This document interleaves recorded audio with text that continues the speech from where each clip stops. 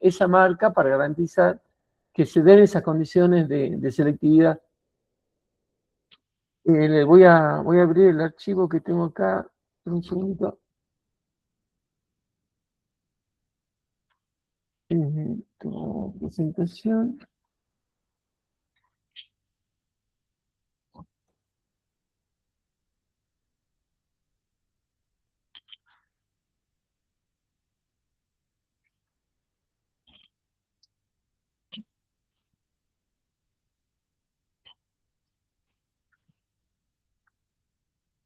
Habíamos dicho que para garantizar las protecciones de instalación eléctrica se tendría que cumplir 4 puntos fundamentales y 3 altamente recomendados por la reglamentación AEA.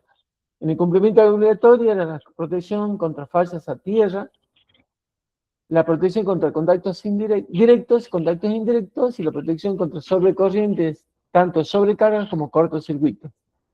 Estos dispositivos, estos elementos, o este tipo de protecciones se pueden lograr bajo la instalación de ciertos dispositivos, en el caso de la falla a tierra, los contactos indirectos y las sobrecorrientes, como por ejemplo interruptores automáticos que tienen integrados la protección por falla a tierra. Sería un bloque diferencial o un dispositivo diferencial incorporado en ese interruptor, como vimos en la regulación del interruptor automático que colocamos el otro día en clase, en el tablero principal que había hecho Damián, un interruptor compacto, un interruptor automático que tenía regulaciones de la sobrecarga, el cortocircuito, y también podemos regular nosotros el disparo por fallas a tierra en valores que nos otorguen una cierta selectividad con respecto a los diferenciales colocados agua abajo. Esa regulación era, ¿se acuerdan?, de 300 mA y un tiempo de disparo entre 100 y 150 milisegundos para garantizar esa selectividad con respecto a los interruptores diferenciales que están agua abajo. En la mayoría de los casos, los diferenciales agua abajo, el tiempo de disparo para una corriente en el orden de 5 veces la corriente nominal está en 40 milisegundos. Nosotros estamos dando una selectividad en el interruptor de cabecera de 150 milisegundos. Eso nos da una pauta de que ante una falla por debajo de cualquier diferencial de esa instalación eléctrica, van a disparar efectivamente esto antes de que tenga o que vaya a disparar el interruptor que se encuentra en el tablero principal.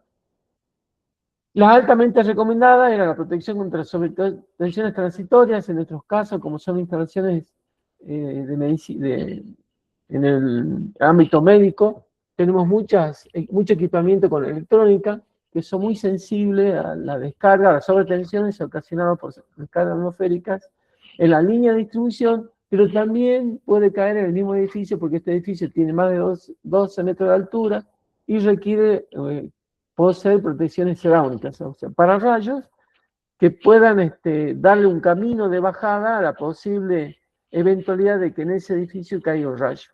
El pararrayo no significa que atraiga, sino que es un camino de bajada de alta densidad de cargas del suelo concentrada en esas puntas, de tal forma que sean los puntos donde sea atraído, o no es que sea atraído.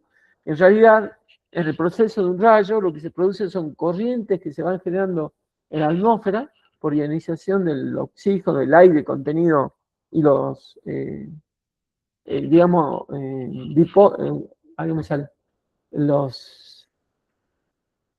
cargas estáticas que se generan en los extremos de estos pararrayos, que en contraposición a la carga eléctrica que tienen las nubes, cuando se encuentran estas polaridades distintas entre positivo y negativo, entre las dos, se genera un camino de corriente inicial que luego va a provocar la descarga total de esa nube sobre ese pararrayo. Estas corrientes son corrientes ascendentes y descendentes de las nubes hacia el pararrayo hacia la nube, y se encuentran en una parte de la atmósfera.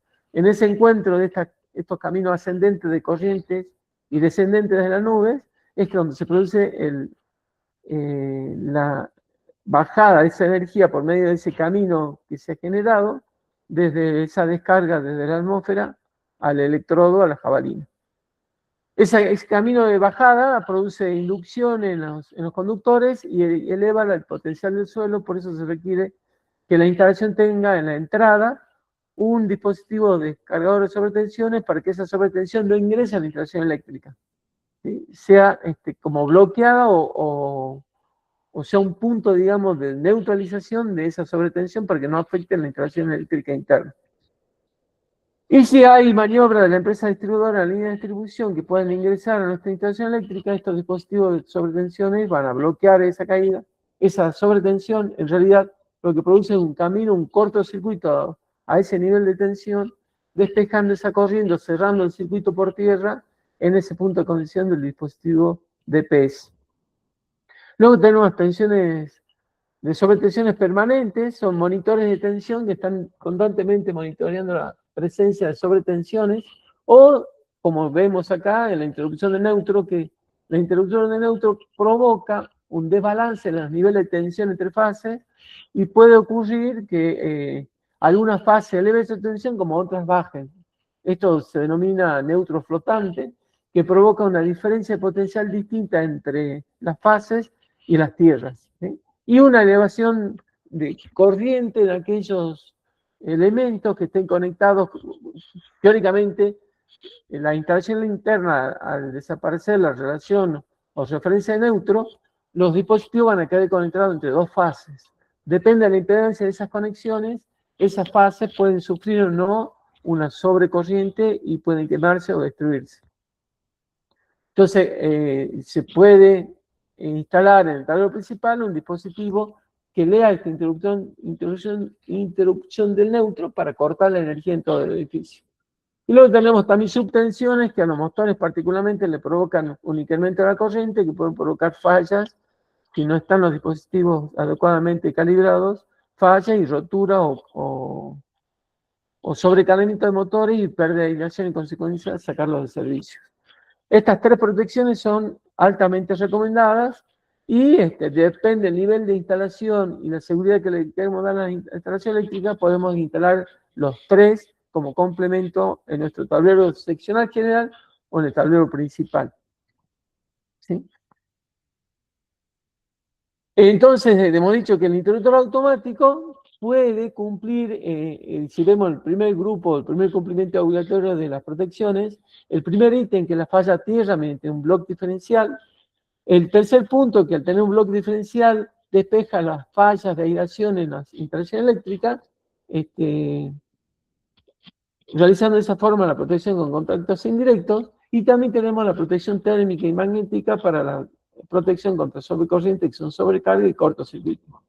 Eso es un elemento que integra prácticamente todas las protecciones principales de la instalación eléctrica. Sabemos que la protección por contactos directos hay que garantizar que las pantallas, que las envolventes y que todos los elementos de conexión tengan una barrera para evitar que las personas tomen contacto con esas partes activas. Y por supuesto que los conductores tengan los elementos de protección, que son las canalizaciones, para garantizar que no se dañen y tengan fugas de corriente o fallas que pueden provocar contactos directos. Si un cable que se encuentra sin protección mecánica, ya sea un caño, una bandeja, y se ha lastimado por un choque o por estar en contacto con partes metálicas que hagan perder su aislación, esos puntos van a ser factibles y que provoquen una falla por contacto directo a las personas que están ocupando esa instalación eléctrica. Espera un segundo que conecte la fuente de la PC, que se me está acabando la batería.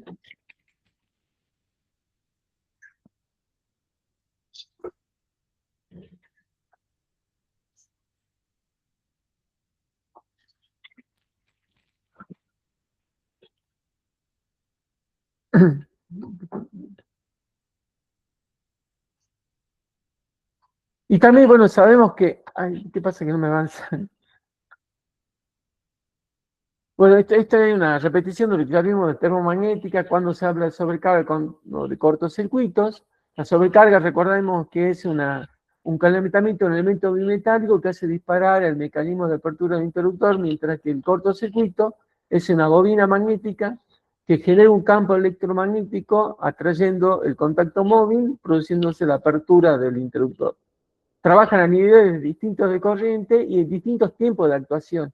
La parte térmica tiene un tiempo de duración entre 1 hora o 2 horas, de acuerdo al calibre de la protección, y el nivel de sobretensiones que ocurra en ese momento, o sobrecarga, perdón, no sobretensión, sino sobrecarga. Mientras que el cortocircuito es un aislamiento mucho más rápido que el de sobrecargas, y acá con tiempos mucho más cortos. Estamos hablando de menos de un segundo, menos de 5 segundos, ¿no es cierto? En la mayoría de los casos es menos de 100 milisegundos. Es el rango de disparo, depende del nivel de la corriente de cortocircuito que circule por el interruptor. Y la idea es siempre que el interruptor proteja a los conductores en primera medida, ¿sí? Tanto en la sobrecarga como en cortocircuitos. Esta se acuerda que era la representación de la corriente admisible de un conductor sometido a distintos tiempos de actuación de esas corrientes.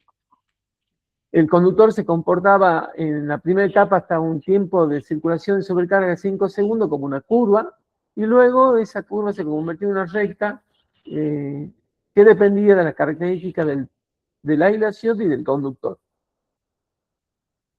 También hemos hablado que los conductores tienen una corriente admisible que según el reglamento nuestro de la República Argentina está considerada para una temperatura ambiente de 40 grados centígrados, y que si hay cambio de temperaturas debemos ajustar esa corriente admisible. ¿Qué significa? No cambiar la corriente que puede soportar el cable, sino cambiar las condiciones de temperatura de la circulación de esa corriente por el cable. Lo que estamos considerando entonces, el cable naturalmente de cobre siempre va a conducir la misma cantidad de corriente, pero va a cambiar su resistencia de acuerdo a la temperatura en la que esté trabajando, ¿sí? Esa es otra condición que hace que el cable o el conductor de cobre caliente. Pero lo que caliente, que pone en peligro realmente a la instalación eléctrica, es la pérdida de capacidad de la aislación, del aislante, de seguir manteniendo ese nivel de aislación que requiere la instalación eléctrica.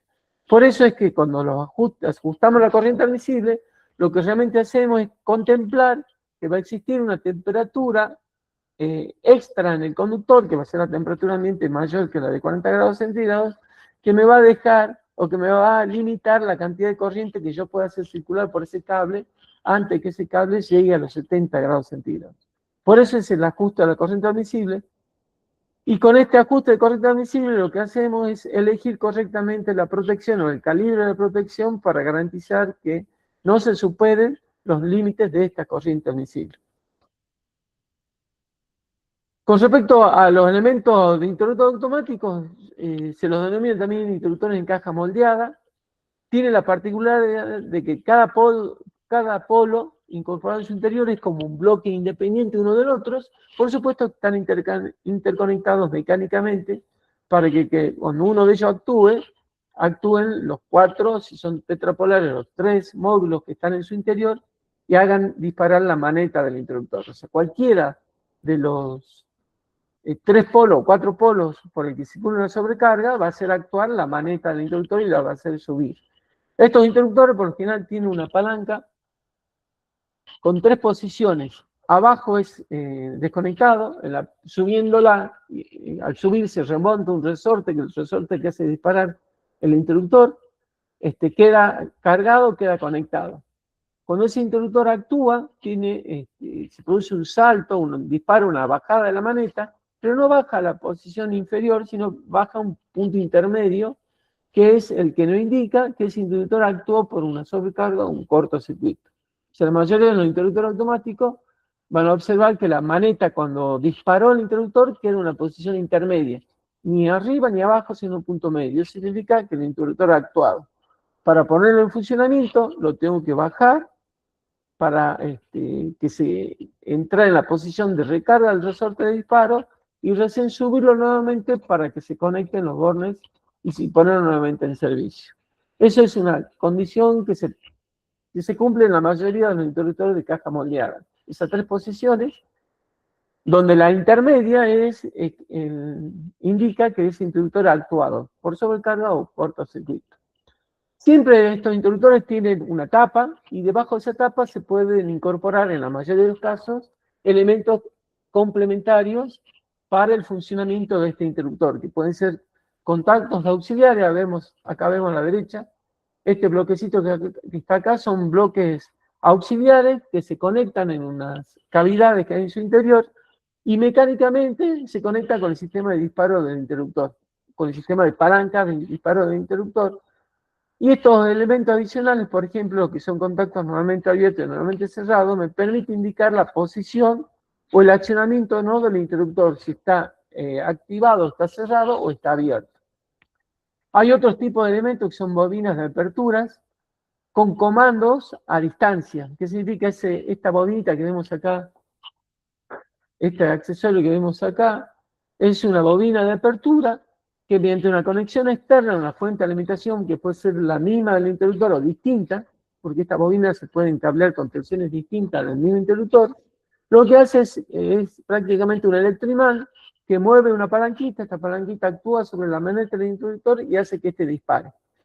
La única función de esto es hacer disparar el interruptor. No lo pueden conectar, sino que lo desconecta. La única función es de desconexión. Por supuesto, si está desconexión, está la maneta baja y yo lo activo, no pasa nada. Si está la palanca conectado y yo activo, esa activación hace que la maneta dispare. En definitiva, es un disparo a distancia del interruptor. Y esa bobina vienen de distintos modelos. Vienen unas que son para accionamiento y hay otras que son de mínima tensión. Mínima tensión, ¿qué significa? Que tiene un umbral de accionamiento. Si esa en la alimentación de la bobina.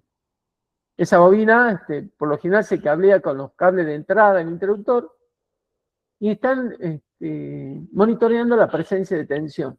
O bien yo puedo conectar un monitor de tensión donde me está sensando las 3 fases de entradas y un contacto de ese monitor de tensión es el que alimenta esta bobina de apertura en el caso de que haya una baja de tensión en alguna de las fases, el monitor me detecta, abre el circuito de la bobina de apertura y esta bobina de apertura hace que el monitor desconecte.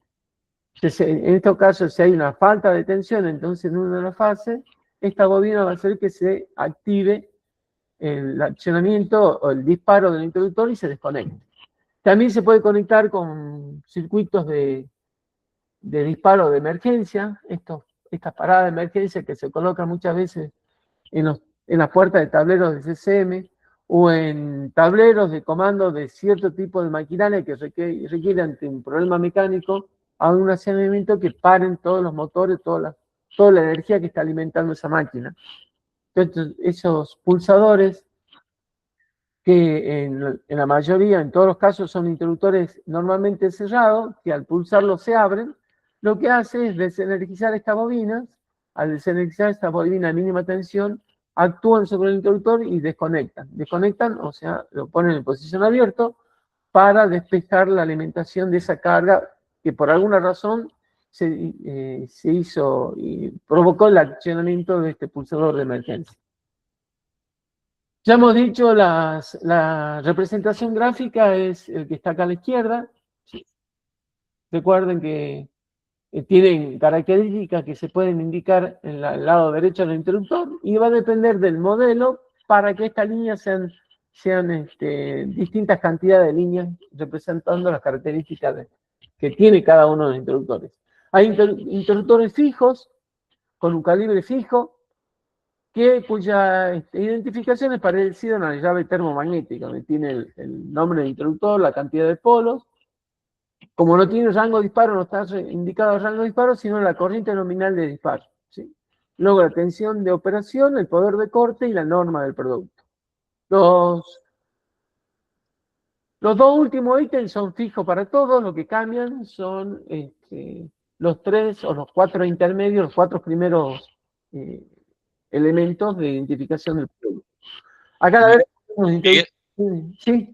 Te hago una consulta. ¿Qué sucede cuando estás haciendo un relevamiento y las lecturas no están en el frente, sino están en el lateral? ¿Qué hay que hacer? ¿Habría que sacarlo y verlo? Por lo general están al frente. En la mayoría de los interruptores No, están no, al no. frente. Sí, sí, pero en algunos casos no la suelen tener en el frente. Bueno, es un problema del instalador porque en la mayoría de estos dispositivos de caja moldeada viene con el sticker ese que vemos acá en el frente, al lado de la maneta. Claro, Viene no hablo justamente de estos en particular, hablo de algún dispositivo de maniobra que no la tenga justamente la lectura al frente. ¿Qué se tiene que hacer? ¿Se tiene que el sacar? caso de los contactores, por ejemplo. Claro, exactamente. Los contactores tienen un código al frente. Yo con ese código tengo los datos de la corriente nominal de los bornes. Si en algunos casos están indicados en la bobina, pero solamente en aquellos contactores en que la bobina no es reparable, son bobinas fijas. Pero en contactores que no tengan la bobina fija, si no sea intercambiable, no viene indicada la tensión de alimentación de la bobina, y yo lamentablemente tengo que descubrirlo el contactor, y están en la parte superior, en una ventanita, en el lateral o en la parte inferior.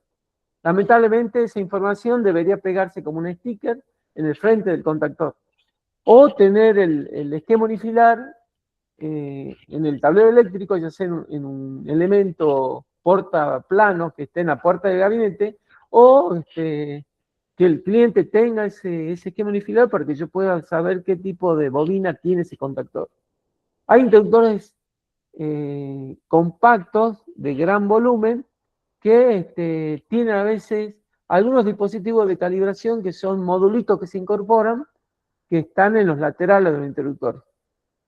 Y eso, lamentablemente, esa información a veces cuesta encontrarla, pero en esos casos que son interruptores de gran volumen, tiene mucho espacio a la vuelta, porque la condición de instalación de ese tipo de interruptores necesita tener mucho espacio libre a la vuelta de ese dispositivo, y se puede leer, no digo con facilidad, pero sí con un poquito de esfuerzo, leer los datos técnicos de esas regulaciones particulares que tienen los interruptores automáticos muy grandes. Pero en la mayoría de los casos tienen en el frente, este sticker que vemos acá al frente, lo tendrían que tener bien identificado, con todas las características del interruptor.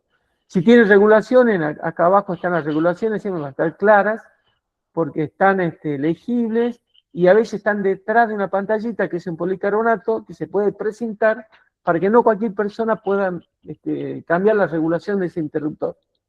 Eso hay que tener mucho cuidado cuando nosotros tenemos una previsión de la regulación para guardar la selectividad de las instalaciones.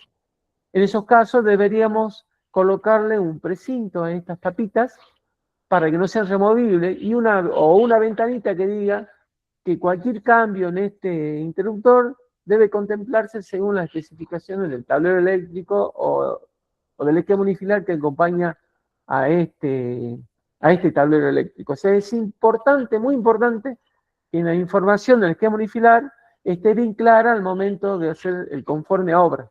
El conforme a obra, como ya vimos la vez pasada, que lo que teníamos en el tablero principal, si bien era un proyecto, pero en ese proyecto ya estábamos indicando cuál es la regulación, como está acá, por ejemplo, en esta identificación de este elemento. Dice que este compacto es regulable, tiene una regulación de 0,8 a una vez la corriente nominal, o sea, estos 400 volts, 400 amperes, la puedo regular en un rango de 0,8 a 1, que significa la regulación mínima va a ser 320 amperes y la máxima va a ser 1 ampere. Esa regulación puede tener pasos, sin tener pasos intermedios. O sea, yo no puedo poner decimales distintos a 0,8, 0,9 y 1. Puede ser que tenga, o quizás tenga 0,80, 0,85, 0,9, 0,95 y 1. Depende del fabricante y de cuánto hayan previsto la regulación del interruptor. Pero son valores fijos, ¿sí? Son valores bastante establecidos con una regulación que tiene pasos. No es un reóstato, sino que es un selector con pasos. Y en este caso, bueno, acá indica que este interruptor, cuando esté instalado, va a estar regulado a 0,9 la corriente nominal. Bien. Esto se debe colocar en el proyecto, porque en el proyecto se hizo selectividad antes de seleccionar la regulación. Y también debe repetirse en el conforme a obra, que es fundamental el conforme a obra, porque va a ser cómo se definió al final de la obra, porque puede ocurrir que durante el transcurso de la instalación se hayan cambiado algunas protecciones, algunas cargas, y haya algunas modificaciones con respecto al proyecto inicial. En la mayoría, en el 90% de los proyectos, ocurren esas variaciones o modificaciones de la ejecución con respecto al proyecto por circunstancias de algo que no se ha previsto o de algo que se ha incorporado dentro de la instalación eléctrica. O bien, como me pasa muchas veces, se cambió el conjunto de equipos de aire acondicionados que representaba el 60% de la carga. En consecuencia, se tuvo que reemplazar, por ejemplo, el interruptor de cabecera, reemplazar el interruptor seccionador, el tablero seccional general, porque la carga nueva, por un problema de mercado, se tuvo que comprar equipo más grande. Se puede ocurrir entonces que el proyecto se determine un interruptor y que en el momento de ejecución se haya modificado, por lo tanto el conforme de obra es muchas veces más importante que el proyecto inicial, porque es definitivamente como quedó instalado y regulado todos los dispositivos que forman parte de los tableros eléctricos. Este interruptor también tiene indicado la regulación magnética. En algunos compactos no la tienen indicado, como por ejemplo en los equipos, en los compactos de la línea CDS de Schneider, son compactos fijos con la corriente magnética fija. Por lo general son 10 veces la corriente de la regulación de sobrecarga del interruptor. O sea, un interruptor de 250 amperes puede tener un disparo magnético de 2500 amperes. En algunos casos es de 1250, 5 veces la corriente nominal. Depende del modelo, esa regulación de la corriente de disparo magnética ya vienen fijas. En este caso tenemos para regular la corriente nominal o sobrecarga a 0,9 y la corriente magnética a 5 veces la corriente nominal de ese interruptor. En algunas ocasiones, en algunos interruptores, esta regulación magnética está afectando no a la corriente nominal máxima del interruptor, sino a la IR. Puede ser que la I magnética sea un múltiplo de la regulación final con que yo dejo calibrado el interruptor. Si fuera así, si este está en 0,9 por 400 sería 360 amperes. Si esto fuera que la corriente magnética es un múltiplo de la corriente de regulación, sería, y se regula en 5, sería 5 por 560, 5 por 6, 30, 5 por 3, 18 y 3, 21, sería 2100 amperes, por ejemplo. Eso va a depender del modelo del interruptor. La tensión de servicio, 690 voltios. La mayoría de los casos de interruptores compactos están entre 440 y 690 voltios. Recordamos que hay industria que viene a la República Argentina, que proviene de otros países, que pueden venir con equipamiento en tensiones distintas a la de trabajo que tenemos nosotros. Y por lo general tienen... Sí. Disculpame, ¿podías Sí, repetir Mariano. que justo se me cortó la conexión cuando estabas explicando lo de la regulación de las intensidades? Si podías repetir ese último minutito, porfa. Sí, con respecto a la regulación Gracias. magnética esta, en algunos interruptores vienen determinada por el valor de IR, o sea, cuánto yo regulé la sobrecarga. Y viene especificado en el frente del dispositivo. En cuenta de IN viene indicado que este múltiplo es un múltiplo de IR, la corriente regulada. Si yo, por ejemplo, en este caso, es 0,9 de IN, la sobrecarga o IR, la corriente regulada, sería de 360 amperes. Si el interruptor me indicaría que este es un múltiplo de esa corriente, si regulamos en 10, sería 10 por 360, que diría que el disparo magnético es 3600 amperes. Siempre recuerden que yo tengo que incrementar ese valor en un 20%, porque esta regulación magnética, según la norma, tiene una tolerancia de más o menos el 20%. Entonces, por seguridad, puede ser que sea perfecta, que quede regulado en 360, pero como tiene una tolerancia, se aplica esa tolerancia para tomar el valor real a la que dispararía ese interruptor si estaría en la peor situación. El 20% de 360 son 720 amperes, sería 3600 más 720, 4320 amperes. Entonces yo debería verificar que los 420 miliamperes es menor que la corriente de cortocircuito mínima de los circuitos o de la línea seccional que está alimentando este interruptor. Eso ya hemos visto en la clase anterior, ¿se acuerdan?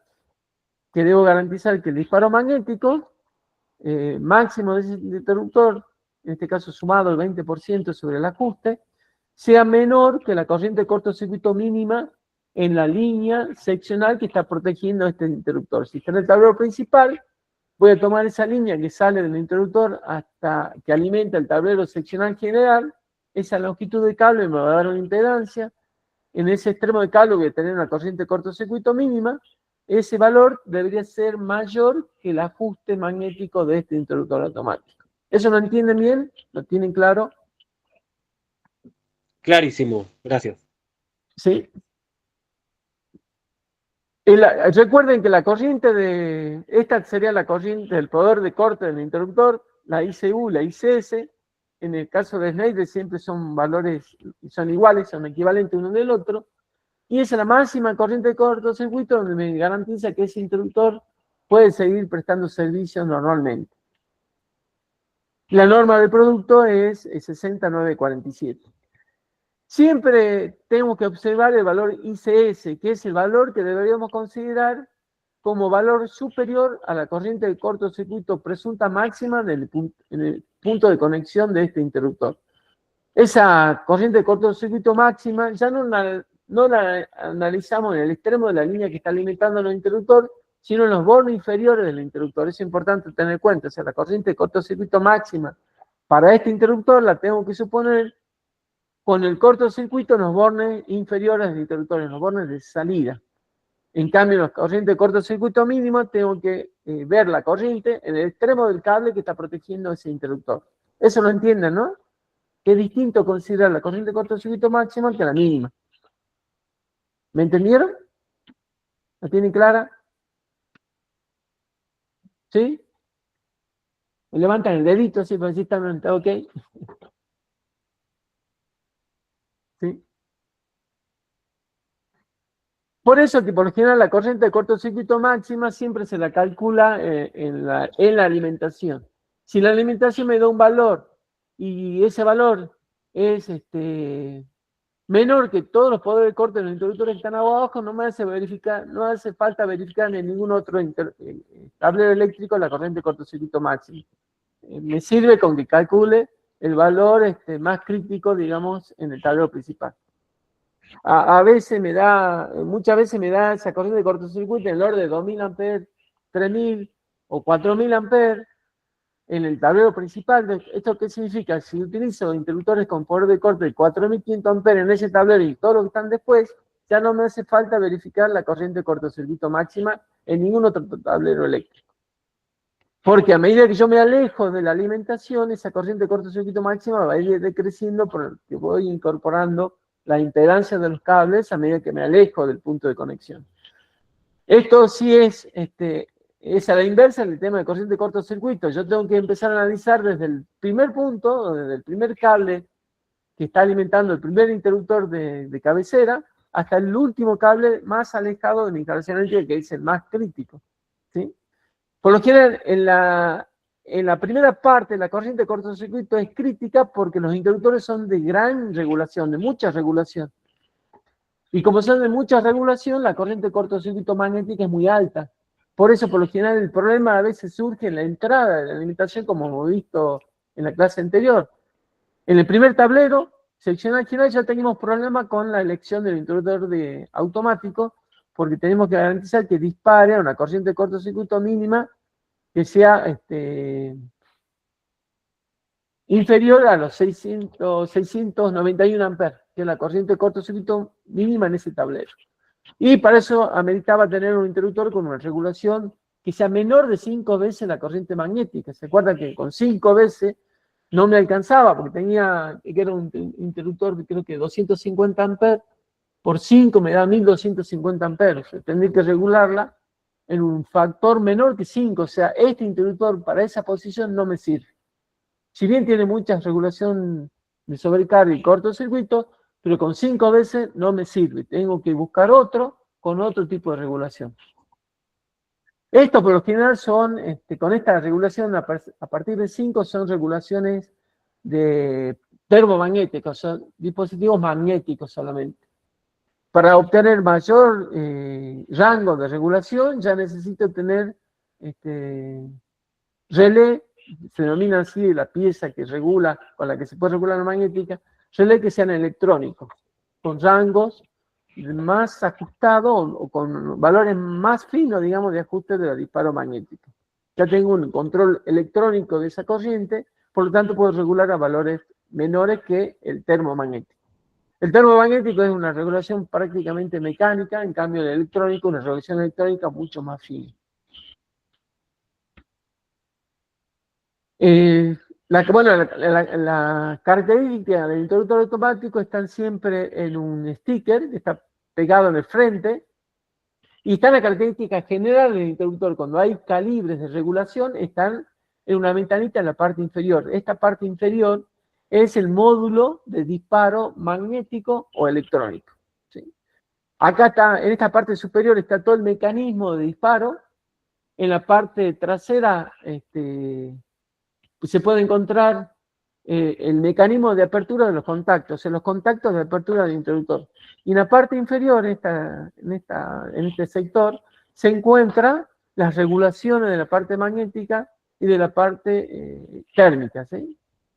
Este interruptor, por ejemplo, es un tipo Company NS100N, que tiene la parte magnética fija, porque fíjate que tenemos solo regulación, que es la regulación térmica, o la regulación de la sobrecarga. Esa regulación no está indicada en este sticker, sino que está indicada en el estampado que podemos encontrar al pie del interruptor. Y a la derecha va a estar indicada el disparo magnético, ¿sí? ¿Cuál es el rango de disparo magnético? En el frente está indicada el poder de corte, por empezar la tensión de servicio, 750 voltios, la tensión de impulso que puede soportar, 8000 kilovoltios, sería un pico de tensión que puede ingresar a ese interruptor. Si es superior a esto, puede sacarlo de servicio, puede romperlo. Luego tenemos, según la tensión de trabajo de los contactos, esto es la tensión máxima que puede soportar el interruptor, pero en realidad la U0 es la tensión a la que va a trabajar el interruptor.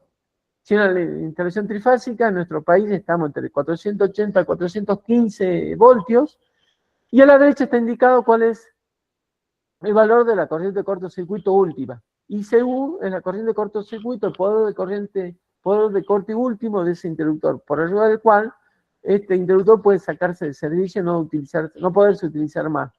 Este caso es de 36 kA.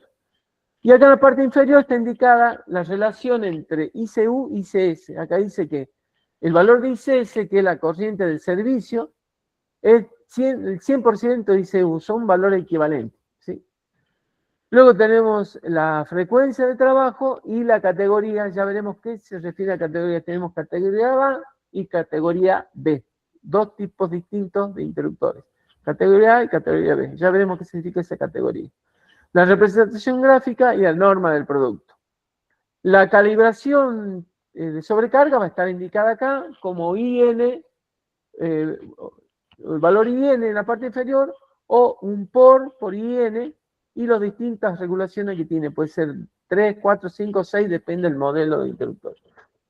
Y como le dije, a la derecha está estampada el IM, el valor magnético de disparo, que por general es un valor fijo. Estos son los interruptores.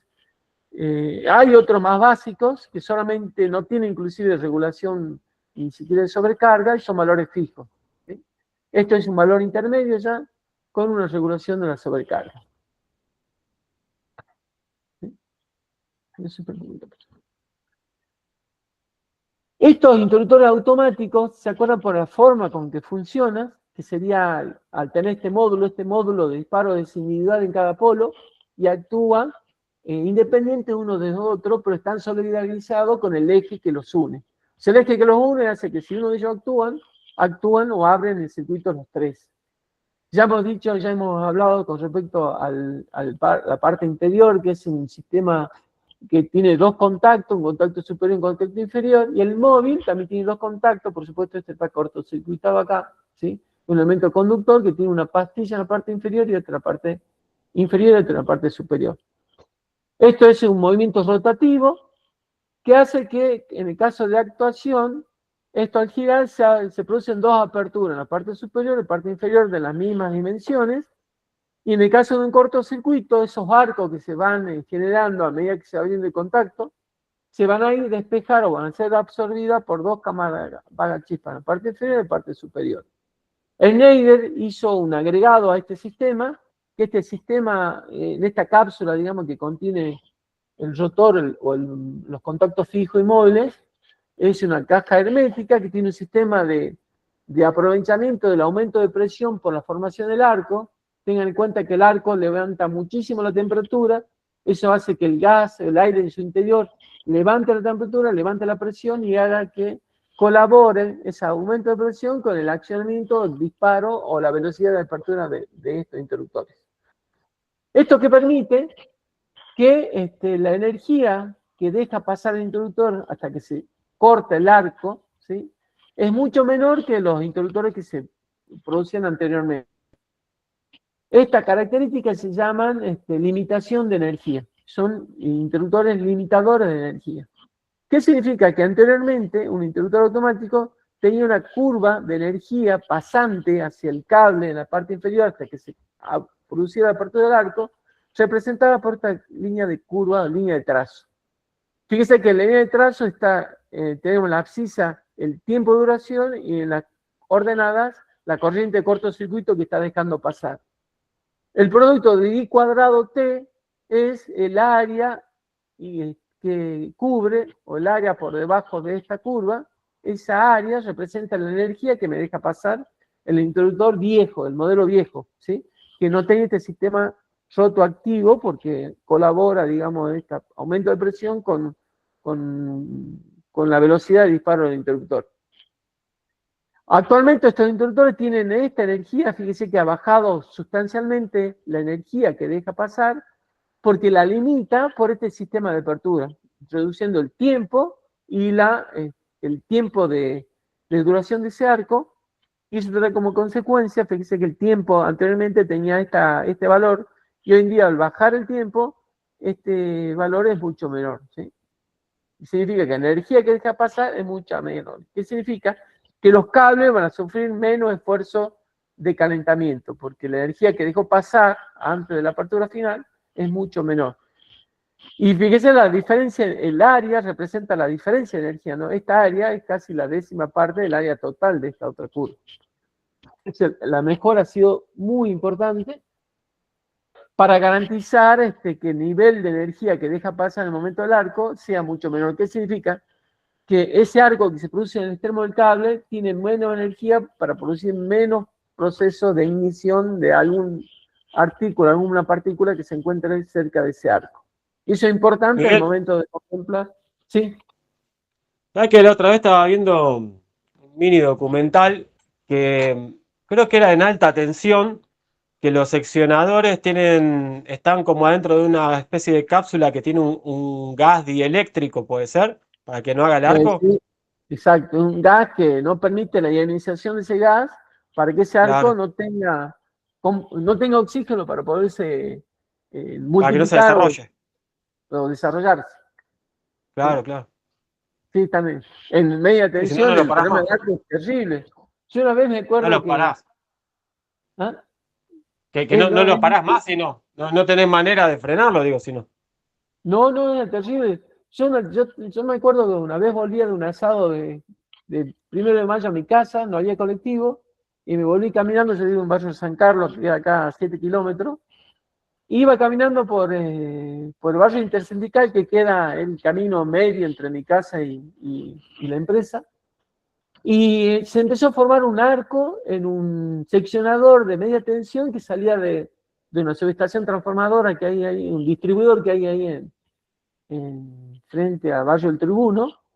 Y fíjense que el arco que se generaba formaba como cuernos de 1 metro, 2 metros de altura, por arriba de los contactos. O sea, los contactos se estaban abriendo, pero el arco era tan grande porque la ionización de ese gas a ese nivel de niveles de tensión, y aparte era una situación de humedad, así que se multiplicaban las situaciones para que el arco fuera impresionante. ¿Y se Yo cortó al estuve final como o qué 5 pasó? minutos y no se rompía el arco. Seguía así, Wow, seguía estirándose. ¿Sí? tremendo. Eso en baja tensión no es tan importante, digamos, la superficie que ocupa el arco, pero en ese pequeño ambiente donde se genera, si yo no lo rompo, no rompo ese arco, esa energía sigue pasando. El arco que se forma en el interruptor significa que hay energía que sigue pasando al cortocircuito, ¿sí?, alimentando ese cortocircuito. Entonces yo Igual tengo que tratar de incendio. cortarla lo más rápido posible. ¿Sí? Bueno, hoy en día los interruptores termomagnéticos de Schneider, de la línea C60 y 60N, y creo que también lo IK60, también ya son limitadores de energía. Por eso se acuerdan que habíamos hablado que había un tipo 1, tipo 2 y tipo 3, y el tipo 3 que deja pasar menos energía hacia la carga al momento de la apertura por un cortocircuito. Ese nivel 3 es equivalente a esta mejora en el disparo del termomagnético para limitar la energía que deja pasar en el momento del corte. Miguel, ¿puede mostrar el diagrama de corte? El tema del pistón, no entendí bien. ¿Esto? Sí, el ¿De pistón. cuál? El pistón. ¿En qué parte está a la izquierda, digamos? Esto es una cápsula cerrada que mantiene esa atmósfera que está interior. Al momento de producirse el cortocircuito, y por supuesto que están también la cámara apagachispa. Esta es una representación, digamos, muy simbólica de esta misma cápsula que está acá, es la misma, digamos, pero está indicada cómo es el mecanismo de aprovechar el aumento de la presión de los gases internos para empujar un émbolo que colabora con la apertura del interruptor. O sea, no es esto lo que abre, sino que colabora con el sistema de apertura, con el resorte de apertura del interruptor. Este es el resorte que abre al interruptor, ¿sí? Lo atrae, lo abre, y este pistón colabora con esa fuerza que hace el resorte para abrir. El resorte este que yo cargo, lo cargo cuando subo la maneta al interruptor para conectar el interruptor. O sea, yo empujo la maneta y esto hace que se cierre el contacto y pase la energía, pase la corriente, ¿no es cierto? O sea, hay un resorte que se activó para estar presionando. Y hay como un disparador, un gatillo, que saca la tensión del resorte para que se abra ese interruptor, ¿sí? O sea, dispara el accionamiento del resorte para que abra el interruptor. Aparte de actuar la fuerza de ese resorte, colabora este sistema de presión interna que genera esos gases que aumentaron de presión para que colaboren con el disparo del interruptor. Eso colabora para que la energía que deja pasar sea limitada de la forma como está indicada en este gráfico. Esa parte, digamos, de mejorar el disparo junto con el resorte hace que esa energía que deja pasar sea limitada a casi a un 10% de la energía que pasaba antes que no existiera este mecanismo. ¿Sí? Antes era como una térmica que tenía un pivote móvil, solamente en una sola pastilla que abría un solo arco que se abría. Luego eso mejoró, se formó este sistema rotativo o de rotativo de apertura, que dividió el arco en dos puntos distintos para reducir el efecto de temperatura que eleva, y aparte se aumentó este sistema mecánico de mejoramiento del tiempo de disparo. Dentro de los interruptores automáticos tenemos en este formato hasta los 1600 amperes. Este formato, quizás un poquito más grande, viene hasta 1600 amperes. Mientras que en otro tipo de formatos, y ya son otros módulos distintos a estos, inclusive vienen con una pastillita en la que yo lo incorporo y puedo modificar la regulación, o sea, viene como una base a la que yo le voy a modificar la regulación sobrecarga con una pastillita de distintas regulaciones, una pastillita o un accesorio que se incorpora al interruptor. Estos interruptores tienen una carga de un resorte por un sistema de palanca. Algunos de ellos tienen una palanca que yo tengo que cargar un resorte y recién lo puedo energizar, y tiene un pulsador que es como un disparo que hace que el interruptor se abra. Y el mismo pulsador hace que también se cierre, ¿sí? Es un mecanismo bastante más complejo que el interruptor normal. Esto es una palanca que subiéndola ya cargo el resorte para que esté listo para disparar en caso de una sobrecarga. En cambio esto hay que cargar como un sistema neumático, digamos, interno, para que funcione luego en el caso de que tenga que disparar. Estos dispositivos tienen posibilidad de colocarse, como vemos en la parte inferior, muchos accesorios para incorporarse a estos equipos. Inclusive vienen con mediciones, aunque ya lo de caja moldeada, vienen relé a colocarse en la parte inferior, porque estos relés son a elección. Tiene algunos relés que tienen inclusive equipos de medición y registro de fallas que se pueden comunicar con un sistema de escala e indicar cuando disparó, por qué disparó, si fue sobrecarga, si fue cortocircuito, indicar en qué nivel de sobrecarga actuó, o sea, qué nivel de corriente actuó. Están midiendo prácticamente la corriente de disparo magnético y la de sobrecarga. y pueden brindarme mucha información. Inclusive, pueden servir de información para una escala para hacer una conmutación de estos interruptores y que podría ser, por ejemplo, cambiar la fuente de energía que está alimentando la carga, por una cuestión de estar sobrecargando a un generador o a un grupo de generadores. Esto se usa en la minería, se usa, por ejemplo, en los aeropuertos, donde hay mucha criticidad en cuanto a la alimentación de los sistemas de seguridad del aeropuerto, ya sea sistema de aeronavegación o atención al público, o el sistema de seguridad contra incendios, sistema de seguridad propios del tipo de funciones que presta un aeropuerto. Hay mucha criticidad. En esos casos se requiere tener mucha información de la alimentación de las cargas que están siendo alimentadas por ya sea un generador o un parque de transformadores, como dice el aeropuerto Salta, por ejemplo, tiene 2 transformadores. Hoy en día están haciendo modificaciones, yo no lo sé, pero yo he trabajado en algunas oportunidades, y ahí tiene, por ejemplo, 2 transformadores que alimentan distintos sectores del aeropuerto. El Shopping NOA tiene 3 transformadores y tiene generadores, por ejemplo, para hacer alimentar las distintas partes del edificio, y eso requiere tener interruptores inteligentes que me puedan dar información y poder hacer conmutaciones, quizás por algún momento, alguna situación crítica de funcionamiento de esas instalaciones. Acá tenemos la diferencia entre categoría de empleo A y la categoría de empleo B, ¿sí? Los de categoría A, se acuerda que recién el interruptor tenía el estampado, la categoría de servicio que dice categoría A. Dice que estos interruptores no está especificado específicamente previsto, para soportar una selectividad de cortocircuito. El tipo de regulación que tiene no se presta para poder hacer una selectividad de cortocircuito. En cambio, la categoría de empleo B, ¿sí?, está específicamente previsto para optimizar la selectividad en cortocircuito, ya que permite un retardo intencional del disparo a determinado valor de la corriente de cortocircuito. Aparece ICW, es una regulación que se puede hacer en este tipo de interruptores, aparte de la corriente de sobrecarga y la corriente magnética. Hay una corriente intermedia que yo la puedo regular tanto en intensidad como en tiempo de actuación del interruptor. Eso me permite hacer la selectividad de 2 interruptores, uno agua arriba y otro agua abajo. O sea, cuando yo tengo que hacer entonces selectividad en los tableros eléctricos, debo emplear, y tengo que hacer selectividad tanto el que está en agua arriba como el que está agua abajo. Ambos deberían ser, o por lo general uno de ellos debería ser con categoría de empleo B, ¿sí?, que es el que nosotros elegimos el otro día, por ejemplo. Es categoría de empleo B porque tengo posibilidad de regular el tiempo de disparo, y el tiempo de disparo se denomina instantáneo, y tanto el tiempo como la regulación de disparo magnético a ese nivel de corriente. Sería como un paso intermedio, un escalón intermedio del valor de sobrecarga y el de cortocircuito máximo de ese interruptor.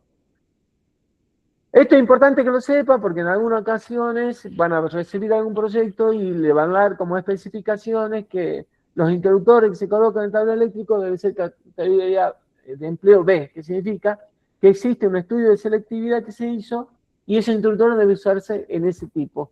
Hay mucha diferencia de precio entre de categoría B y categoría A, porque A tienen poca regulación, poca tecnología aplicada al dispositivo, mientras que los B tienen mucha tecnología, por lo tanto son productos mucho más caros. Entonces es importante tener en cuenta ese tipo de selección en el momento que nosotros recibamos o ejecutemos un proyecto.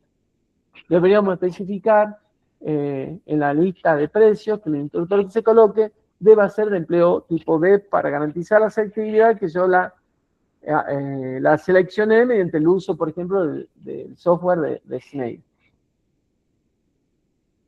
En todos los casos, los interruptores que hacen es limitar la corriente por debajo de la curva de resistencia térmica del conductor. Acá está la línea roja, es la capacidad de un conductor que yo estoy protegiendo con alguno de estos interruptores, ya sea la térmica, el interruptor compacto o el interruptor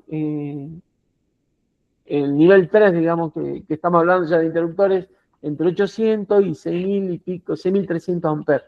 Son interruptores de mucha capacidad de corriente que se utiliza en grandes distribuidores, en grandes consumidores, ¿sí? En la industria. Hablemos, por ejemplo, de acá en la ciudad de Salta, podemos hablar de la cervecera, podemos hablar de Salta Refrescos, productora de la Coca-Cola. En Masada en particular, allá en Rosario de Lerma, de lo que yo conozco. En el parque industrial podemos hablar también de Sosoli. Sosoli tiene, en la parte de producción de muebles, tiene, por ejemplo, 3 subestaciones transformadoras, y esas 3, aunque yo creo que no se usaron estos interruptores, se usaron interruptores compactos, porque la potencia máxima que se puede suministrar como cada subestación es 300 kiloamperes. ¿Sí? Eso indica un interruptor de cabecera de 630 amperes más o menos, que alcanza con la caja moldeada tradicional. Pero en mayores consumidores pueden usarse los que están a la derecha, los de tipo B, con intensidad de corriente hasta 6.300 amperes. Siempre lo que nosotros tenemos que lograr con estos interruptores automáticos es que la curva de disparo de sobrecarga y el disparo magnético esté por debajo de la curva de resistencia térmica del conductor, que en ningún momento sea superada esa corriente ante ninguna circunstancia. Y luego también esta curva se elige de acuerdo al tipo de carga. Si yo tengo un motor en arranque directo, que puede ser un motor, por ejemplo, de un compresor que se utiliza para generar el aceite a partir de la compresión de la soja, ¿sí? O de la compresión de gas para surtir gas en una estación de combustible. Esos motores tienen una corriente inicial muy grande de arranque. Yo no sé si le comentaba a usted, le comentaba a otro grupo, que un compresor de estaciones de GNC tiene motor de 150 HP y una corriente con arranque suave o variada de velocidad que está en el orden de 660 o 720 amperes. 720 amperes puede ser una corriente que haga disparar a este interruptor si no está contemplado dentro de esta escalera de regulación de la magnética, que pueda hacer superar esa corriente sin que éste actúe. En ese caso se puede usar interruptores que aumenten un escaloncito a esto, que son aquellos que tienen regulaciones en tiempo y disparo de corriente instantánea, se denominan, para que esa corriente instantánea, que es la corriente de arranque de un compresor, que debe durar 10 segundos, o sumo 12 o 13 segundos, sea contemplada como una sobrecarga y no como una corriente de cortocircuito. ¿Por qué? Porque tengo un quiebre de esta curva, que ya veremos un poquito más adelante cómo se va a conseguir. Con respecto a profundizar en el tema de la regulación de la corriente nominal, es que el interruptor viene pensado para una corriente máxima, por ejemplo, de 100 amperes. Y la regulación puede estar especificada entre 0,8 y 0,9, una vez esa corriente nominal, como está acá abajo, ¿sí? 0,8 significa que yo la corriente nominal de ese interruptor, si lo regulo en 0,8, es que la corriente de disparo magnético va a ser de 80 amperes. Y acá está representando cómo se mueve esa curvita de disparo térmico con la regulación IR. ¿Sí? De la izquierda sería 80 amperes, la de la derecha el máximo valor, que es la corriente nominal. O sea, corriente máxima que puedes suministrar ese interruptor o dejar pasar sería la IN, ¿no es cierto? Los 100 amperes. Y la mínima, 80 amperes, como regulación de la sobrecarga que puede ocurrir, que puede estar protegiendo este interruptor. Acá no hay mucho más para hablar. En algunas ocasiones, estas regulaciones vienen con 3 relojitos o 2 relojitos para hacer viene un reloj que es multiplicador, como un ajuste grueso, y otro que tiene un ajuste fino. Los que son electrónicos tienen esa forma de regular, tienen una regulación cuando son con relojitos, tiene un ajuste grueso y un ajuste fino.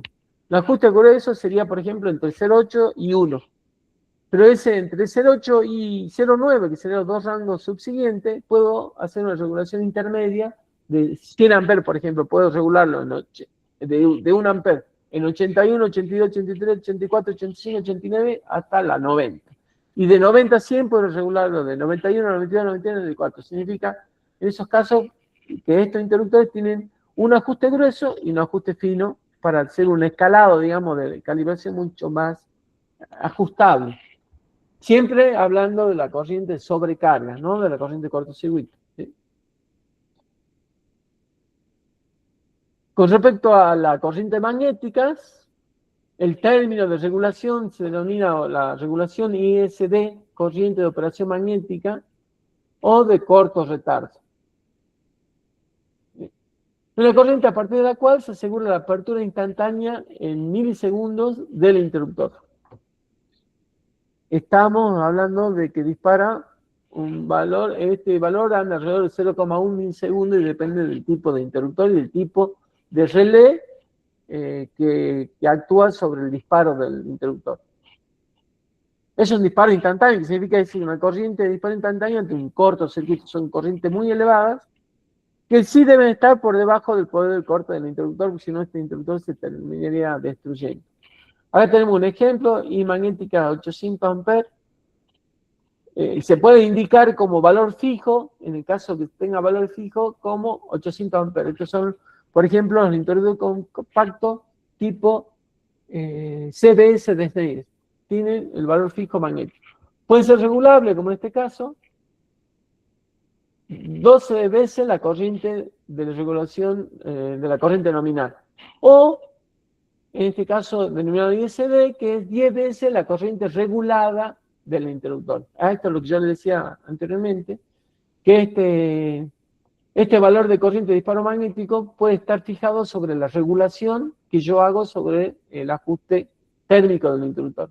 Entonces, si lo regulé, si es de 100 amperes, y lo regulé en 80, va a ser 10 por 80, 800 amperes. Más el 20% serían 960 amperes, la corriente máxima de disparo del interruptor, que debería ser menor que la corriente de cortocircuito mínima del cable que está protegiendo, el extremo del cable que está protegiendo. Dice, dependiendo del tipo de interruptor, IEMO o ISD también puede ser regulado. Hay otros que son regulados. El poder de corte último, ¿sí? Está representado acá como el límite de la curva. Ya no puedo considerar otra corriente mayor. Si considero otra corriente mayor, ese interruptor se va a destruir. O sea, el límite de corriente que es en la que puede estar instalada. Y eso va a depender del tipo de fuente, de la potencia de la fuente o del transformador o grupo de generadores al que está alimentado este interruptor.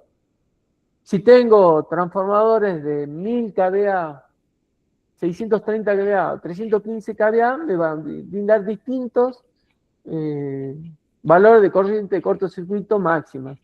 Ese valor de corriente de cortocircuito debe ser menor que ICU. Y conveniente menor que ICS, en el caso de que ICS sea menor que ICU. ¿Sí? El tema, cuando ICS, ¿se acuerda que la corriente de cortocircuito de servicios es realmente la que me limita según la corriente de cortocircuito máxima del lugar? En los interruptores se debe cortar 2 veces consecutivas la corriente, en este caso. O sea, hasta 2 veces me puede interrumpir el valor de ICU. Más de 2 veces ya ese interruptor se va a destruir. Y varía de acuerdo a la tensión de servicio de los bornes, de los contactos, o de la tensión que está seccionando el interruptor.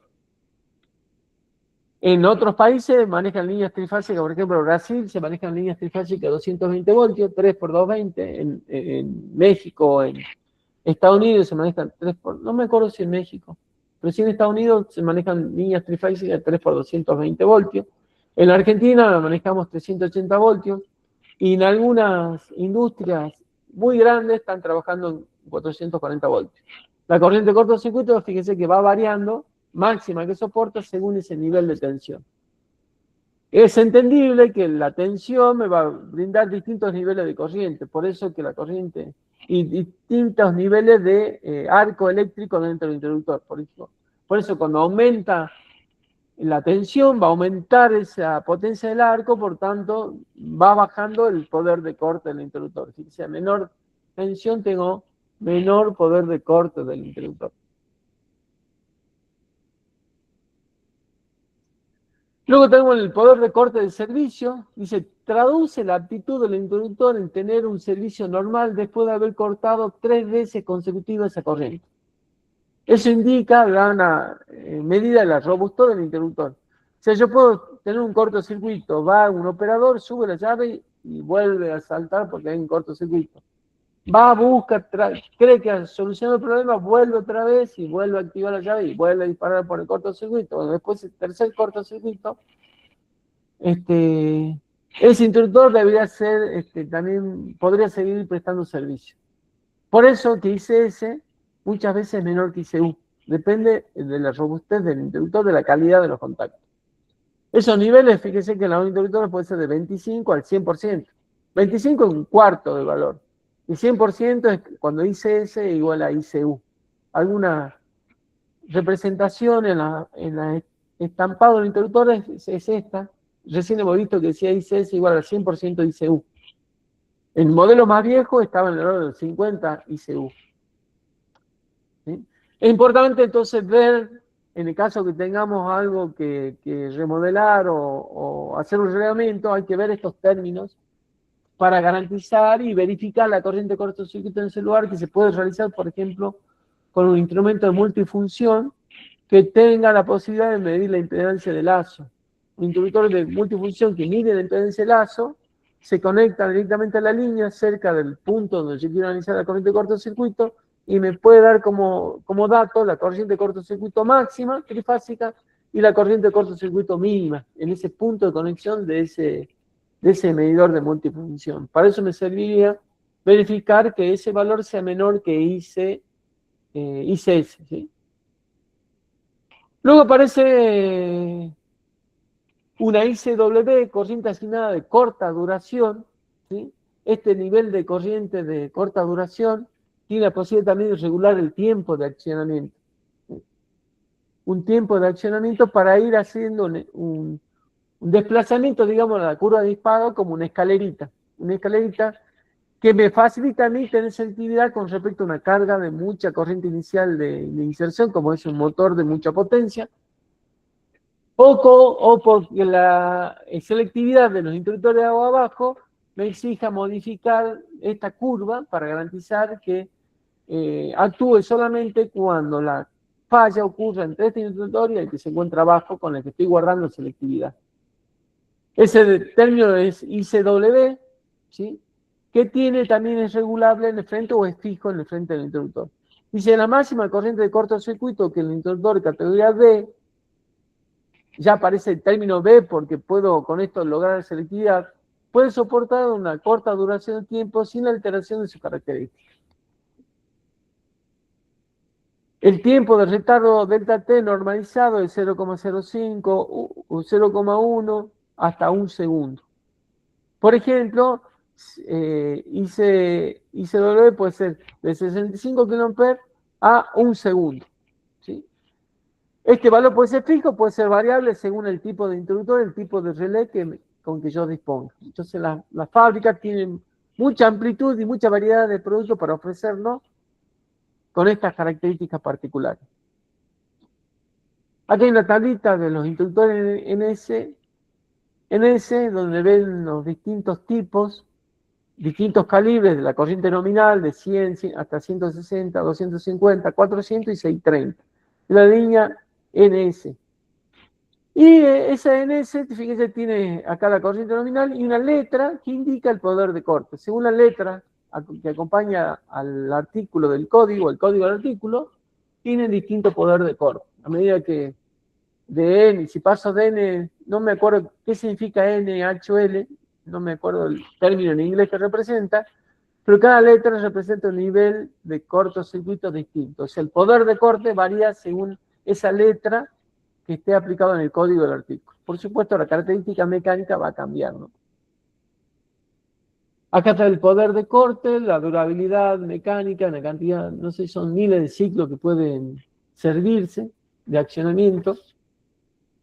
Y bueno, la corriente de cortocircuito cambia también según la corriente nominal del interruptor. Tenemos la línea N, la línea H, línea L. ¿Sí? Y estos van a ser seleccionados según cómo se encuentre en cuanto a la fuente de energía. Depende de la corriente de cortocircuito máxima en la fuente de energía y cuál es el nivel de tensión, el poder de corte que requiere colocar ese interruptor. O sea, esa corriente de cortocircuito máxima me va a determinar, seleccionar cuál es la letra con el poder de corte adecuado para esa instalación. ¿Sí?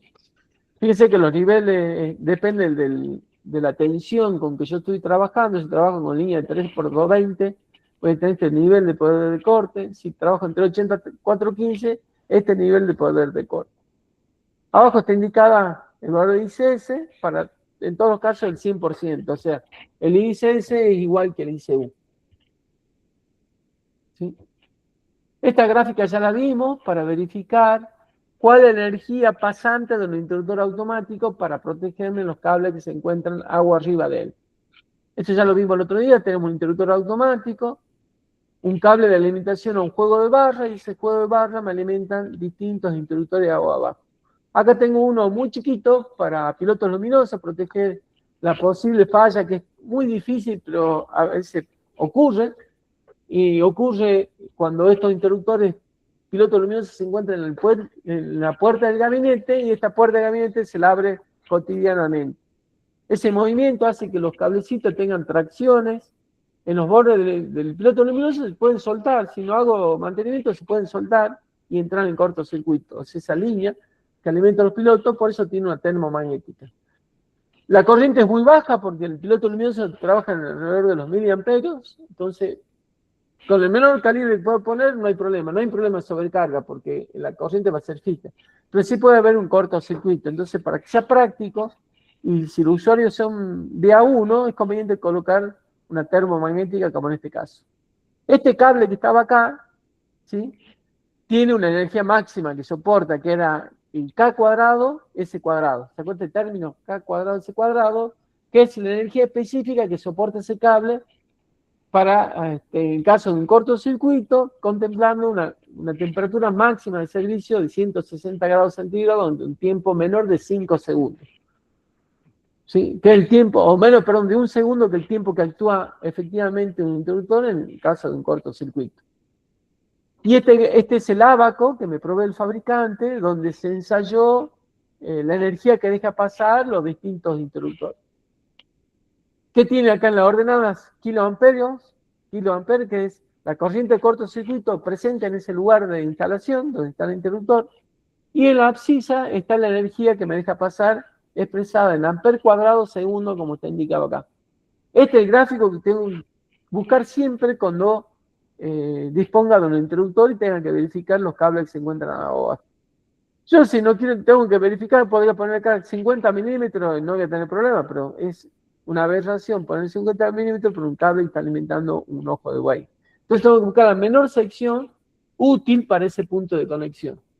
Entonces, si la corriente de cortocircuito, como está indicada acá, es la trifásica 10 kA, esta información yo la tengo que calcular y colocar en el esquema unifilar del tablero principal. Y del tablero seccional general se amerita. Tengo indicada la corriente de cortocircuito máxima trifásica y la mínima de una sola fase o monofásica. O sea, sería fase y neutro.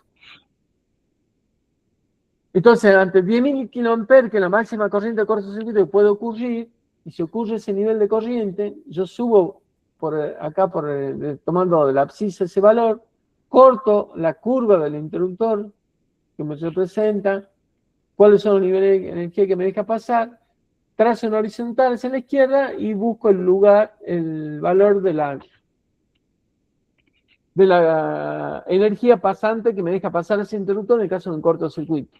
Este valor debe ser menor que el K cuadrado de ese cuadrado de cable.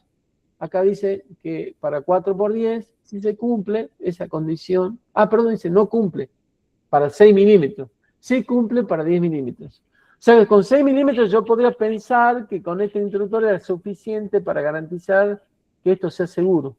No, tengo que colocar ese cable de 10 milímetros para que si hay un problema de cortocircuito acá o acá abajo en los bordes del interruptor, que se encuentra en la cabecera dispare y detecte esa falla para que no se produzca un incendio en el tablero eléctrico. Miguel, una consulta. Sí.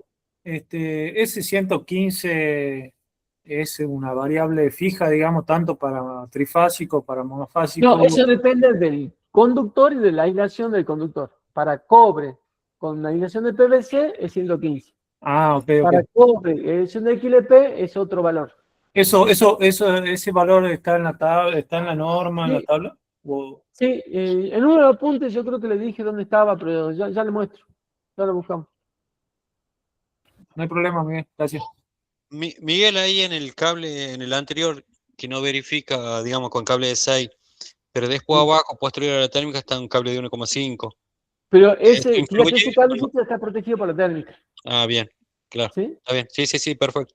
No, la térmica no ve agua arriba, ve solamente agua abajo. No, claro. Está bien, perfecto. Eso hacia 1,5. Por supuesto que 50, si 10 satisface, 50 seguro y 50 segundos. Ya no me hace falta verificar esto. Con que verifique el menor valor, todo lo demás va a estar por arriba de la seguridad. Así que esto no hace falta verificarlo. Solamente verificar los cables de menor sección. Yo siempre cuento una anécdota que varios de ustedes capaz que ya la saben, de una vez que instalé un tablero corrector de factor de potencia, y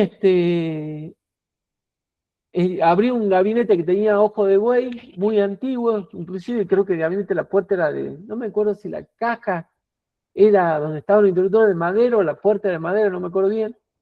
No, era puerta metálica, pero tenía como una caja, era una puerta metálica sobre una caja de madera. Una fábrica que molía pimentón, creo que era. Hacía condimentos.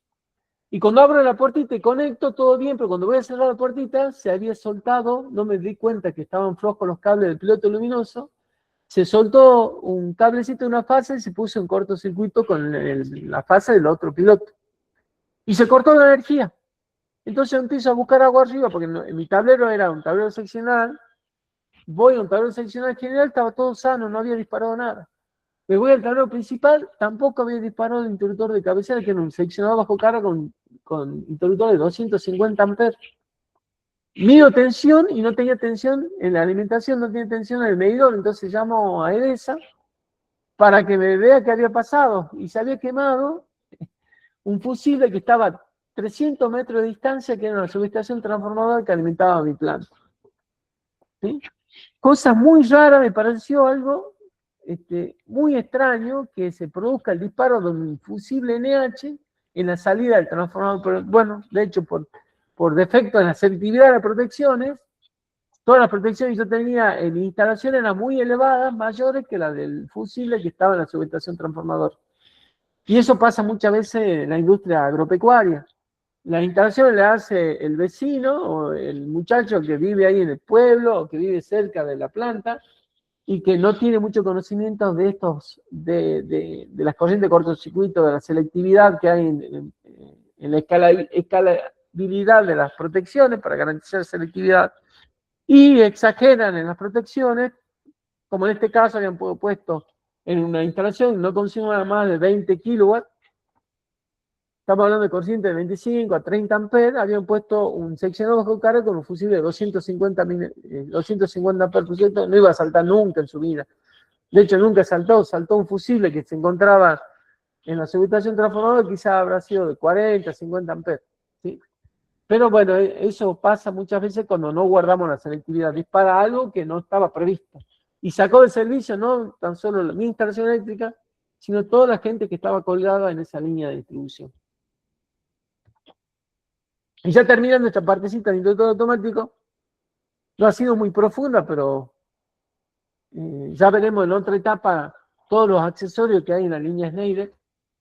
Quería mostrarle esta identificación que muchas viene veces especificada en los planos eléctricos o en las especificaciones técnicas de las instalaciones de los dispositivos, como por ejemplo en pliegos, puede indicarse que los interruptores a utilizar sean en el proyecto eléctrico, proyecto ejecutivo, interruptores que tengan la característica LSI-G. ¿Qué mierda es LSI-G? ¿Sí? Cada letra representa un tipo de protección de ese dispositivo que yo tengo que seleccionar en ese proyecto eléctrico. L es la protección contra sobrecargas, que normalmente todos los interruptores automáticos tienen la protección L, que es la regulación del dispositivo bimetálico en su interior, o si electrónico, la protección por sobrecarga, en el caso que sean electrónicos.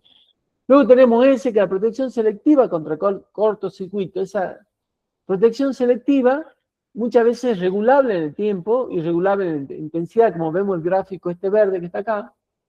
Lo que me permite a mí es hacer un escalón intermedio entre la sobrecarga y el cortocircuito del interruptor, que sería ese valor instantáneo que vimos hace un rato, que podemos regular tanto la intensidad como el tiempo.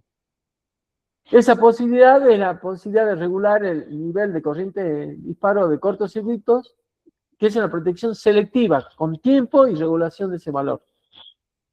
La función I se refiere a protección instantánea contra cortocircuito, que es el umbral más bajo de disparo, que es el similar a una termomagnética, es la regulación de la bobina magnética, en el caso de disparo magnético, de la regulación electrónica, el valor instantáneo del menor tiempo de actuación.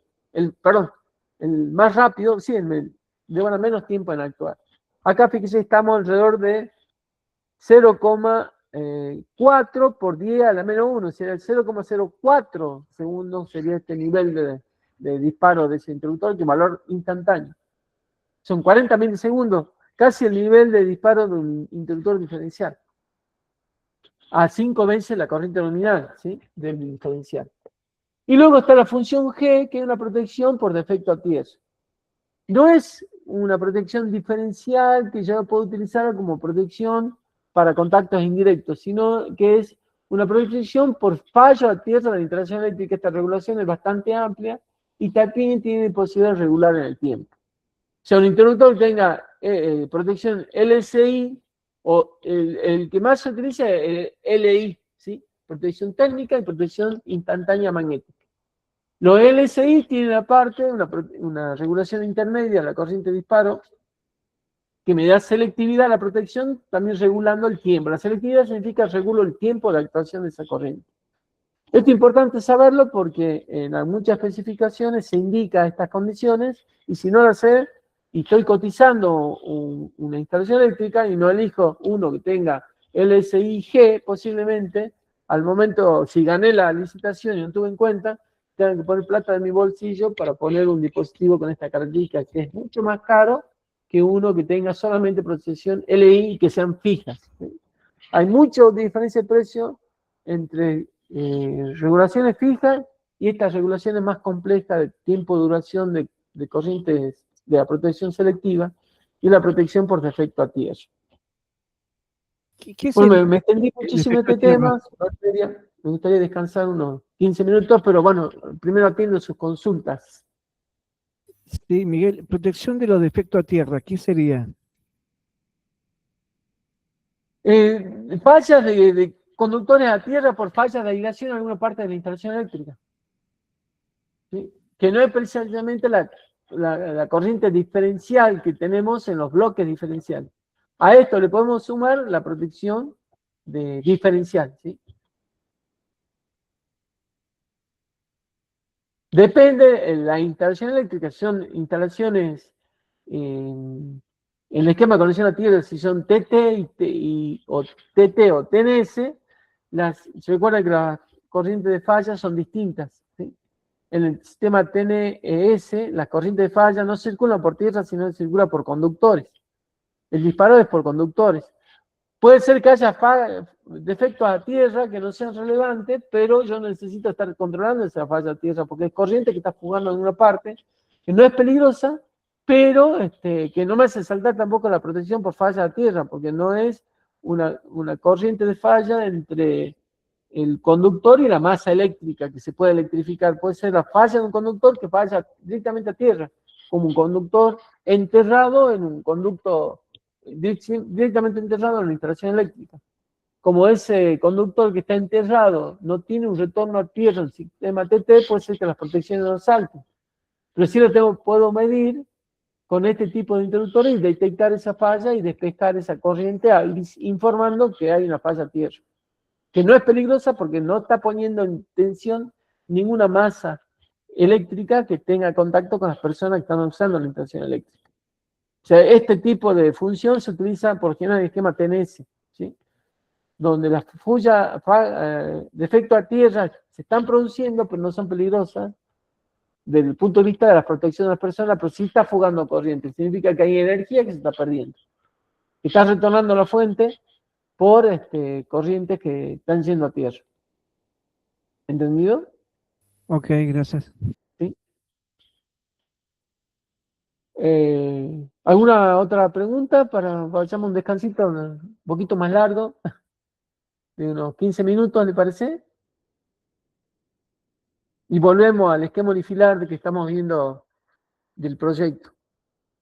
O si quieren ver otro tema, me avisan, pero queríamos terminar la parte de los esquemas unifilares del edificio que estábamos tratando.